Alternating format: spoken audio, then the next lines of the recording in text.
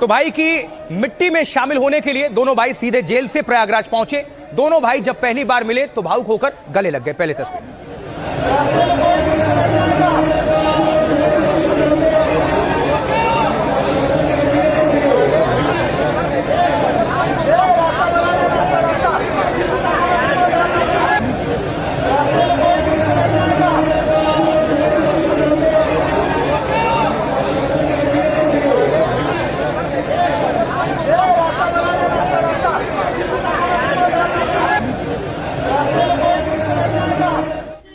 और इससे पहले झांसी जेल से अली को लेकर पुलिस की टीम निकली। कोर्ट के आदेश के बाद जनाजे में शामिल कराने के लिए इनको लेकर आया गया भारी सुरक्षा के बीच।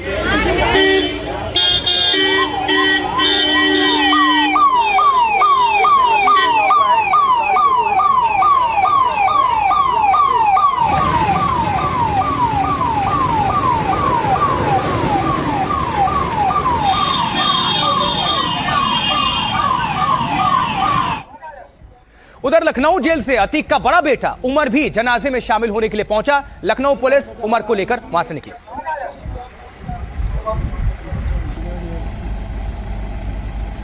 नजर आ रहा है उमर अपने खातेदारी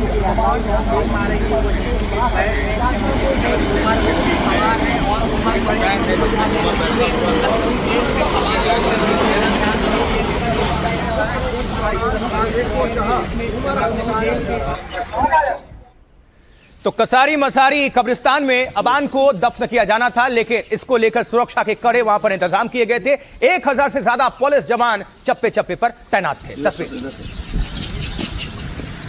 आगे निकलने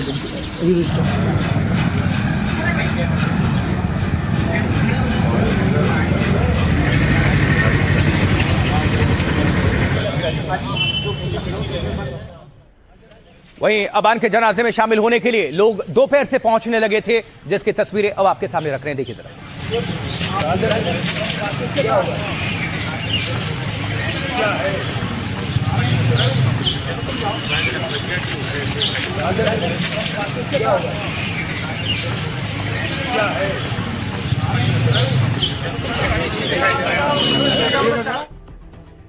चलिए, जो जानकारी और तस्वीरें सभी तक पहुंची वो आप सभी दर्शकों तक हम रखने जा रहे हैं, क्योंकि ये देख लेते हैं कि अबान को कसारी मसारी के कब्रिस्तान तक कैसे लेकर आया गया।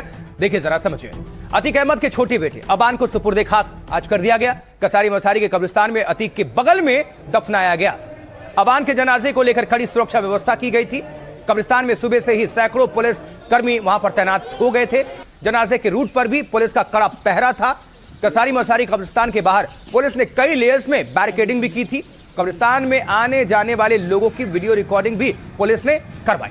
आप देखें कि ठीक मेरे पीछे आप देख रहे होंगे कि पुलिस की बैरिकेडिंग कर दी गई है, सख्त जो है सुरक्षा कड़ी कर दी गई है, बंदोबस्त है चाक चौबंद। और आप देखें कि पीछे जो भीड़ है अबान के जनाजे को देखने के लिए वो यहाँ पर पहुंची। हालांकि पुलिस ने जो है बहुत ज्यादा सख्ती बरती हुई है। यही वजह है कि भीड़ को यहाँ से जो है बाहर रखा गया है, परमिशन दी गई है। उसके बाद ये भी मनाही है कि किसी तरीके की वो बयानबाजी नहीं करेंगे। और आप देखें कि जो भीड़ है यहाँ पर कसारी मसारी कब्रिस्तान के बाहर, उनको यहाँ पर रोक दिया गया है। अबान को सुपुर्दे खाक करने के वक्त तक अंधेरा हो चुका था। इसको लेकर पहले से ही कब्रिस्तान में लाइट्स के इंतजाम कर लिए गए थे। 21 साल के अबान की झांसी में एक सड़क दुर्घटना में मौत हो गई थी। कसारी मसारी कब्रिस्तान में अतीक के बगल में उसकी कब्र खोदी गई थी। यहीं पर अतीक अहमद के साथ दादा फिरोज, चाचा अशरफ की भी कब्र है। साथ ही अबान के भाई असद का भी कब्र यहीं पर मौजूद है। जनाजे के लिए अबान के दोनों भाइयों का इंतजार किया जा रहा था। दोनों भाइयों को सीधे कब्रिस्तान लेकर आया गया। वैन के बाहर 100 से ज्यादा पुलिस के जवान तैनात थे। कब्रिस्तान के आसपास 1000 से ज्यादा पुलिसकर्मी सुरक्षा में लगे रहे। शाम 4:30 बजे उमर को लेकर पुलिस कब्रिस्तान पहुंची।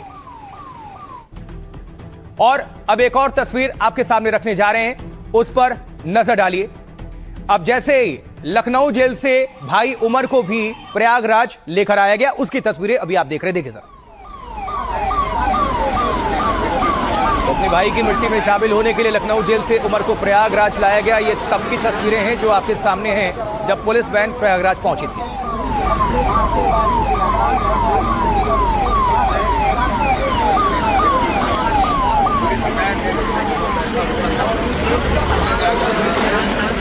नजर आ रहा है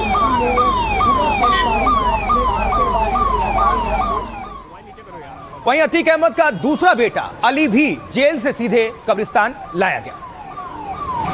मोबाइल नीचे करो यार।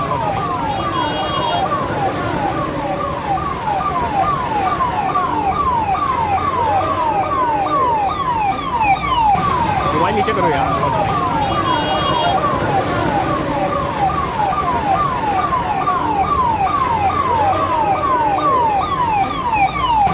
मोबाइल नीचे करो यार। लेकिन भाई तो पहुंच गए, मां नहीं पहुंची।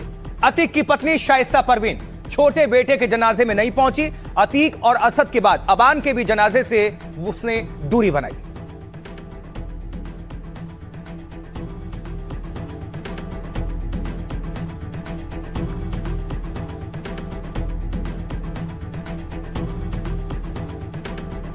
और अब आपको बताते हैं कैसे दोनों भाइयों को जेल से प्रयागराज लेकर आया गया। देखिए, झांसी से प्रयागराज की दूरी है 400 किलोमीटर लगभग। झांसी जेल में बंद अली पुलिस वैन में प्रयागराज लेकर आया गया। अली का चेहरा नजर ना आए इसलिए पुलिस ने वैन पर पर्दे डाल दिए थे। झांसी से अली को पहले बुंदेलखंड एक्सप्रेसवे से लेकर जाने की चर्चा थी, बाद में जालौर में रूट बदल दिया गया और अली को वाया कानपुर होते हुए प्रयागराज लेकर आया गया। और लखनऊ प्रयागराज की दूरी है लगभग 200 किलोमीटर।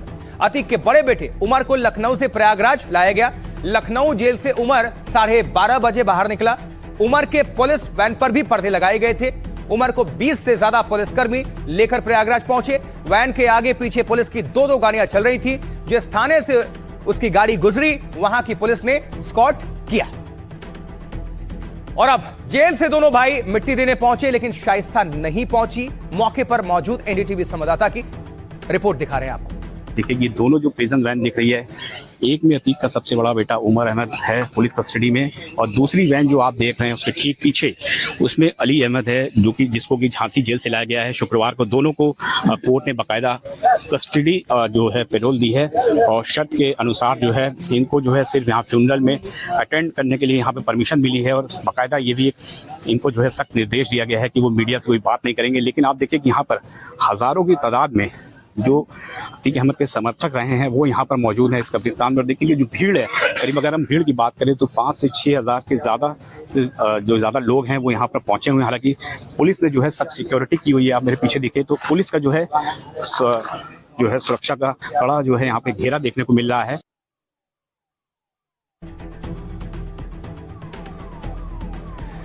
तो सुना आपने, देखिए आपने ग्राउंड रिपोर्ट, लेकिन सबको इंतजार था कि शायद इस बार शाइस्ता परवीन पहुंचे, अतीक अहमद की बीवी और मां, लेकिन नहीं पहुंचे। अब देखिए, अतीक का बेटा अली अबान की मौत से बेहद सदमे में। अपने छोटे भाई की मौत से टूट गया अतीक का बेटा अली। जेल सूत्रों के मुताबिक शुक्रवार को उसने खाना नहीं खाया। रात में भी अली ठीक से नहीं सो पाया। अबान की मौत की खबर के बाद से वो कोठरी के बाहर ही नहीं निकला। अबान हर हफ्ते 2 बार अली से मिलने जेल जाता था। उसने दोपहर में कुछ नहीं खाया था, शाम को भी खाने से इनकार कर दिया। अली अहमद को अक्टूबर 25 में नैनी से झांसी शिफ्ट किया गया था। हादसे वाले दिन भी अबान ने जेल के एक पुलिस को कॉल किया था। तब उसने कहा था, थोड़ा लेट हो गया हूं, मुलाकात करने आ रहा हूं। हाईकोर्ट के आदेश पर दोनों भाइयों को पैरोल मिली है। भाई के जनाजे में शामिल होने के साथ ही दोनों को 1-1 घंटे का वक्त मिला। इस दौरान दोनों बुआ परवीन कुरैशी और भाई से मिले। पुलिस ने कसारी मसारी कब्रिस्तान की एक मस्जिद में इसका इंतजाम किया। वकीलों ने भी अली और उमर से मिलने की अनुमति मांगी थी। पुलिस ने दोनों के वकीलों को मिलने की अनुमति भी दी। इसके बाद दोनों भाइयों को वापस पुलिस वैन में बिठा दिया गया। इसके बाद अली और उमर को वापस जेल लेकर जाया जा रहा है। तो दोनों भाई को मिले पैरोल पर वकील ने क्या कुछ कहा, सुनते हैं। कस्टोडियल पैरोल मिले, यानी कि ये पुलिस कस्टडी में और पुलिस एस्कॉर्ट के साथ पुलिस सिक्योरिटी में इलाहाबाद आए, तदफीन में शामिल हो अपने छोटे भाई की तदफीन में, और उसके तुरंत बाद वापस जाएं। इसके अलावा ये किसी अन्य कार्य में इन्वॉल्व नहीं होंगे, प्रेस कॉन्फ्रेंस नहीं कर सकते हैं, कोई मीटिंग नहीं कर सकते हैं, और जो इमीडिएट फैमिली मेंबर्स हैं उनके अलावा ये किसी से कम्युनिकेट भी नहीं करेंगे, उनसे मिलेंगे भी नहीं। और अब आगे बढ़ते हुए बात करते हैं जेन जी की। तो जमाना जेन जी का है और इसलिए हर तरफ इसी जनरेशन की अभी बातें और चर्चाएं हो रही हैं। इसी जनरेशन से समाज की कोशिश भी हो रही है हर तरफ से। देखिए, जंतर मंतर पर आंदोलन के बाद जेन जी ने अपनी ताकत साबित की। अब कोई भी समाज या सियासत किसी भी हाल में जेन जी को नजरअंदाज नहीं कर सकता।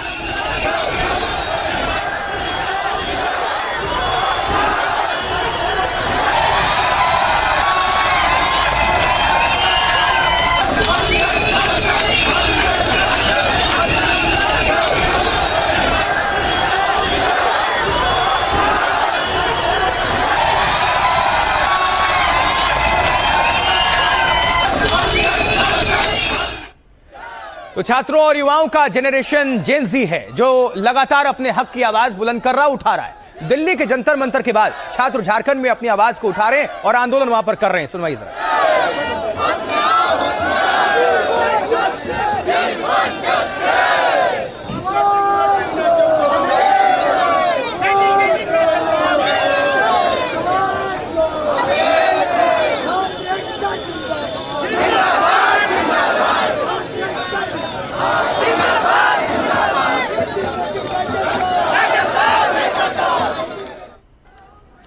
इस वक्त पूरे देश की निगाहें जेन ज़ी पर हैं।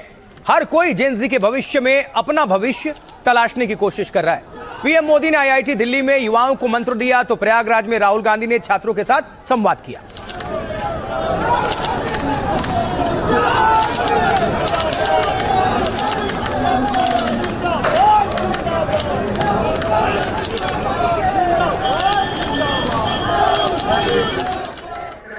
वहीं इस बीच आज प्रधानमंत्री नरेंद्र मोदी आईआईटी दिल्ली पहुंचे। उन्होंने संस्थान के दीक्षांत समारोह में हिस्सा लिया।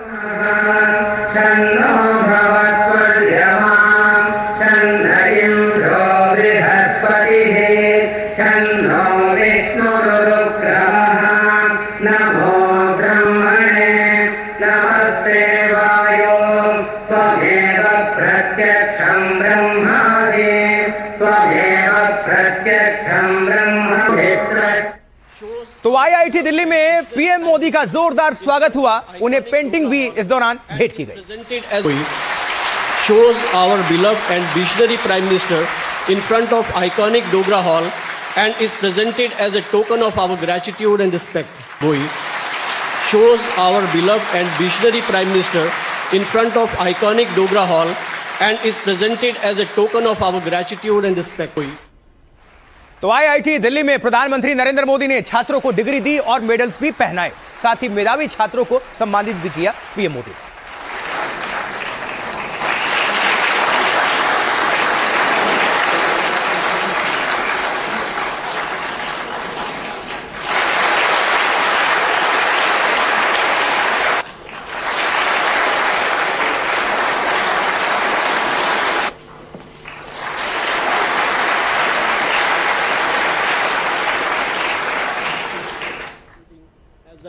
पीएम मोदी ने आईआईटी दिल्ली के सोनीपत कैंपस में स्थापित परम प्रज्ञा नाम के AI based high performance super computer का रिमोट से उद्घाटन किया। इस सुपर कंप्यूटर से artificial intelligence, AI, data science, advance computing और रिसर्च में मदद मिलेगी।